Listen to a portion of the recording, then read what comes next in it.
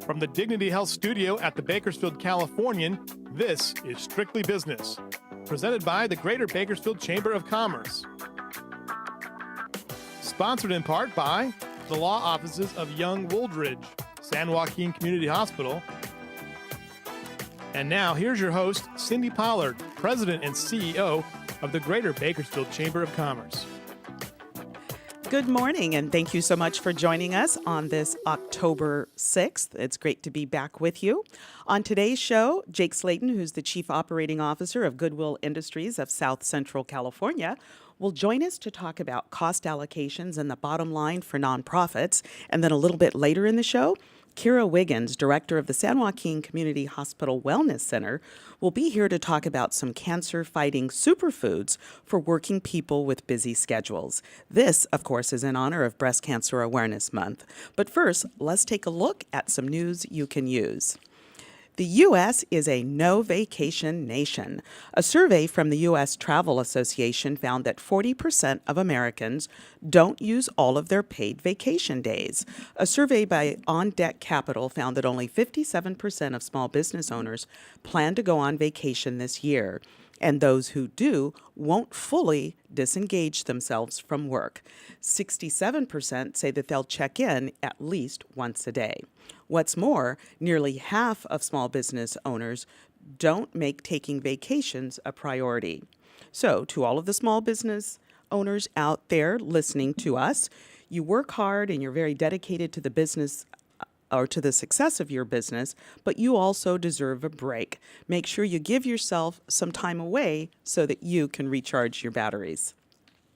The 11th Annual Association of Southeast Asian Nations, or ASEAN for short, Business Outlook Survey offers insight on the business plans and perceptions of 588 executives representing U.S. companies that operate in all 10 of the Asian countries, and those are Brunei, Cambodia, Indonesia, Laos, Malaysia, Myanmar, Philippines, Singapore, Thailand, and Vietnam.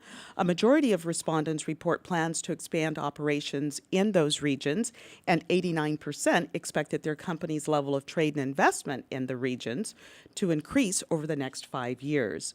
The survey also revealed that U.S. companies take advantage of regional economic integration efforts, including Asian free trade agreements with Australia, New Zealand, China, India, Japan, and Korea. And nearly half of the respondents report that they use the free trade agreements to export goods from the Asian countries to China.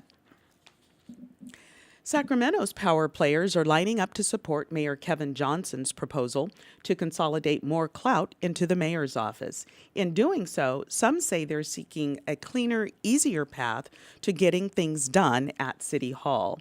The city's business interests, developers, and some unions have complained about having to maneuver through what they describe as a sluggish bureaucracy where a city manager appointed by the city council calls most of the shots. To get something done, they often have to convince at least 5 city council members, which can take a lot of time and money. A strong mayor government, they say, such as the one that Johnson is proposing, makes City Hall more of a one-stop shop. The mayor contends the new structure would give voters and interest groups alike a clear understanding of who is in charge and the ability to hold that person accountable. If the ballot measure passes, the city manager would answer to Johnson, giving the mayor de facto control over many of the city's important operations.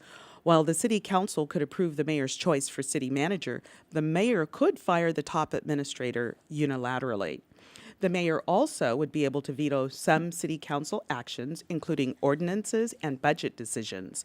The council could override those vetoes with a supermajority vote. Supporters argue the system comes with strong checks and balances to the mayor's power. California's ongoing drought is having a significant impact on the state's multi-billion-dollar almond industry, federal farm officials report. Nearly 21% of almond farmers responding to a survey released by the National Agricultural Statistics Service said they decided to delay orchard expansions or new orchard plantings because of the drought. 9% of growers said they already have or they plan to remove trees because of drought-related factors. Of the 62% of almond growers who use surface water for irrigation, 79% expected supply cuts. And of the nearly 70% of growers who rely on well water for irrigation, more than half expect to increase pumping this year. And of groundwater users, more than 22% drilled new wells and 32% reworked their existing wells. The campaign for a larger reservoir on the San Joaquin River took another step forward with the release of a draft environmental impact study outlining options to build Temperance Flat, just northeast of Fresno. The Fresno meeting is planned from 6 to 8 p.m. Thursday, October 16th, at the Piccadilly Inn located on Shaw Avenue. The public has until October 21st to comment on the document. The final document, including the preferred alternative, is expected to be completed by July of 2015. Bright House Networks has launched a multi-state competition where high school students dream up innovations to make their own life, their community, and even the world a more awesome place. Here to tell us a little bit more about the Bright Ideas Stem from Youth program is Colleen DIllaway, Director of Sales and Marketing at Bright House Networks. Good morning. Good morning, Cindy. Thanks for having me. Well, thank you so much for being here. Tell us about this Bright Ideas Stem from Youth program. Sure, we're really excited about it. Well, you've heard them say, because it's been said for a long time, that today's youth are tomorrow's leaders. Absolutely. They're the ones who are the innovators and the inventors. They're the ones that really have the chance to change and help our local economies grow and prosper. So Bright House Networks believes in investing in local economies and in today's youth. So Absolutely. we're really proud and really pleased to launch this new program. It's called Bright Ideas Stem from Today's Youth. And this is really a multi-state competition where high school students are encouraged to really innovate and create the greatest, coolest next idea that's powered by STEM. That's science, technology, engineering, and math. Okay. And so there will be one winner from each of the 6 regions that we serve throughout the country. And those winners, it'll be a winner or a small team, will be flown to Orlando, Florida, where they will be able to pitch their idea live before a studio audience, and that will be broadcast on television. So that's kind of exciting. How cool. I know. And then the one big winner from those 6 will be chosen, the one best and brightest idea, and that winner will be able to work with a product innovation firm in Manhattan for the next 11 weeks, and they will be able to put together a prototype, a business plan, and maybe a roadmap that has the next 3 to 4 steps for that person's idea to really come to life. So this isn't only a competition where people can dream up cool ideas.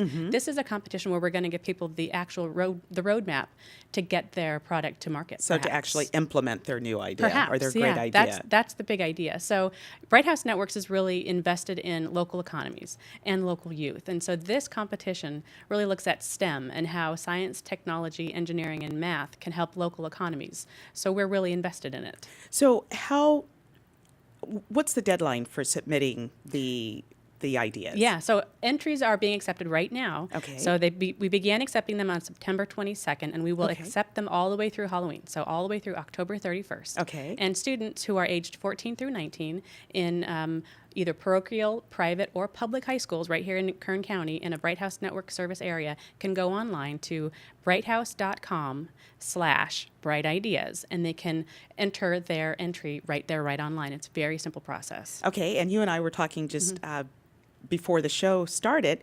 You've already received your first application. We have, yeah. Bright House Networks has already received the very first entry. I haven't read it yet, so I don't know what brilliance is contained in there. But there will be at least one winner. There will be one winner from the Bright House Networks Bakersfield service area. Okay. So somebody from this area will go to Florida to represent Bakersfield with their bright idea. It could be a rocket. Maybe somebody's dreamed up an idea for a rocket. Or it could be an app. Maybe you've got a way to solve a problem that we all face every day, and it's an app. If you've got a fresh idea and your idea is based in or is powered by STEM in some way, shape, or form, I mean, we're talking it could be anything. It could be anything. So if you've got an idea and you're a student that's age 14 through 19 that can make your world, your community, or just even your life a little bit cooler, this is the competition for you.